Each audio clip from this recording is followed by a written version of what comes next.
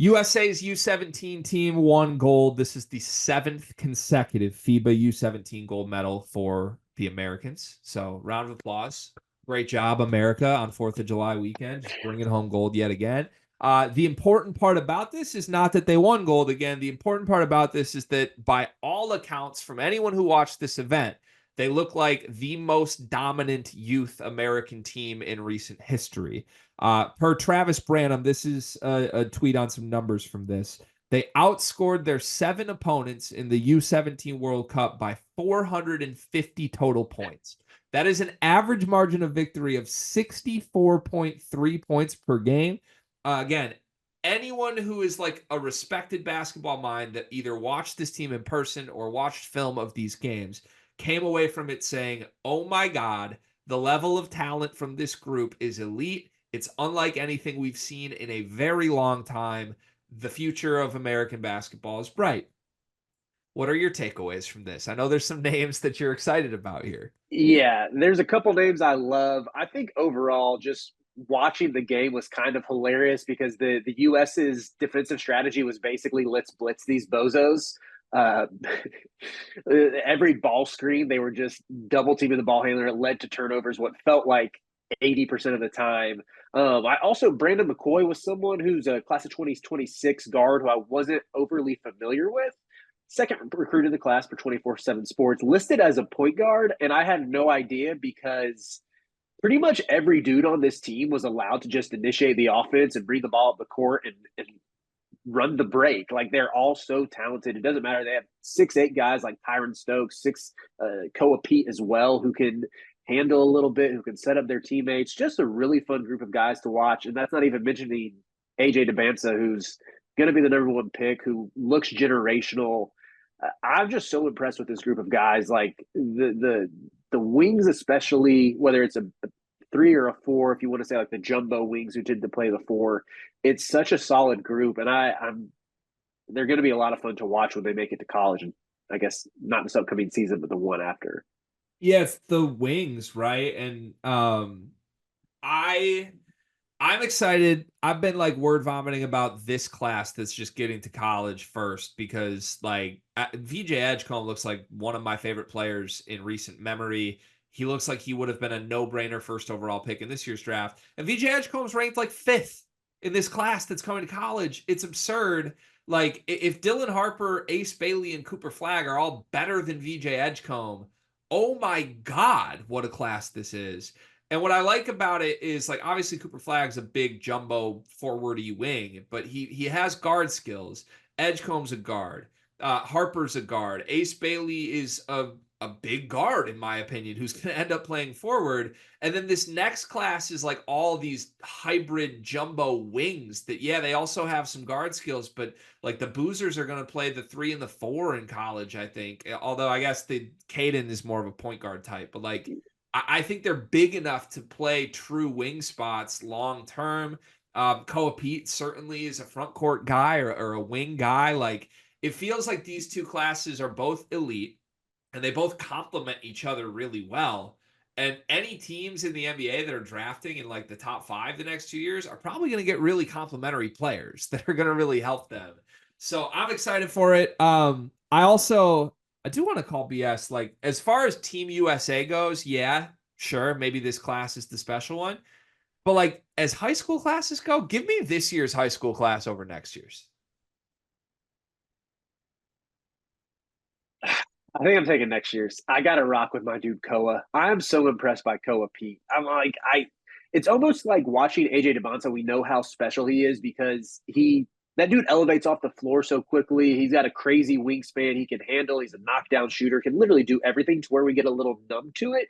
That I think that's what forced me to focus more in on watching Koa Pete, on watching Tyron Stokes, who are both super talented recruits in their own rights. But yeah, with Pete, it just, I don't think he did a ton of offensive initiation because most of what Team USA was doing was just running off of Italy's turnovers and getting runouts and dunks.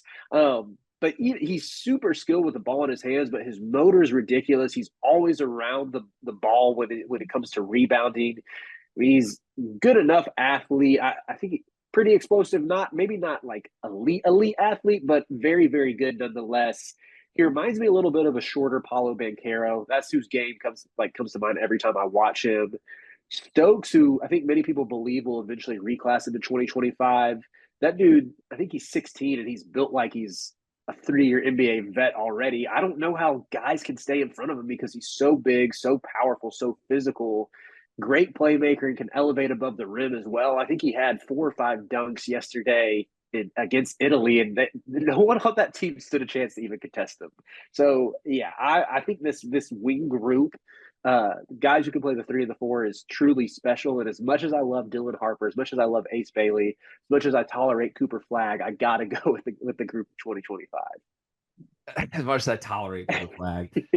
Yeah, I mean, it feels there's a lot of people doing the like AJ Dybantsa over Cooper Flagg dance right now. I want to make it extremely clear. I will never be on that side. I am Oh, taking my claim I'm on very Cooper much Flagg Team over Dybantsa. Dybantsa. It's Why? because he's not going to play at Duke first and Yeah, foremost. I'm happy that AJ Dybantsa is gonna end up in college, and I think he's great. I think he's fun. I have a lot of questions on like outside of his talent, which is supreme. How's he like wired and what's it gonna look like? Like to me, there's a really real chance that AJ Dybantsa becomes like the empty stat, just get buckets guy. No way, dude.